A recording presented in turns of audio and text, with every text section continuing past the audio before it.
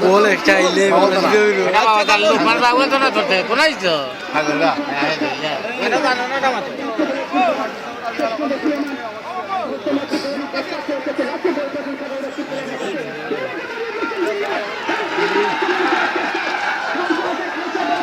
খুলে মারছে রে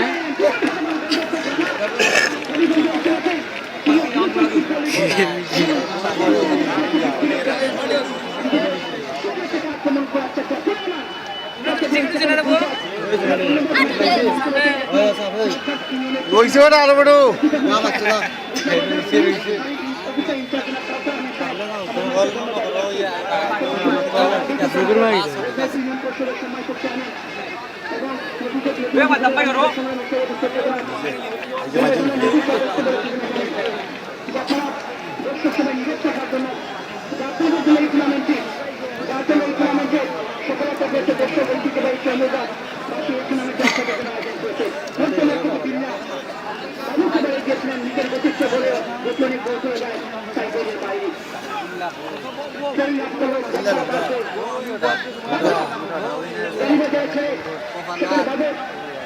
বানিয়ে দিয়েছিলেন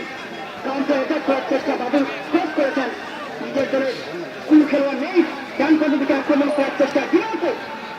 সাধারণ ফুটবল একাদশে দক্ষিণবঙ্গে রয়েছে সেখানে আন্তর্জাতিক নবীগঞ্জে রয়েছিল কি নবীগঞ্জ ইউনাইটেড ফুটবল ক্লাব এবং নবীগঞ্জ ইউরোপ ফুটবল একাডেমি এই ফুটবলার এবং সাধারণ ফুটবল একাদশ হেরে যাবে ফাইনালে সে মোকাবেলা করে করোনা পানীয় দৈনিক ফুটবল একাদশের সেই সাত নিকাশ এই মাঠে শীতের নিশ্চিত করার জন্য বর্তমান থেকে কিছু গোল করেছেন সেগুলো বানিয়ে দিয়েছেন এখন সেগুলো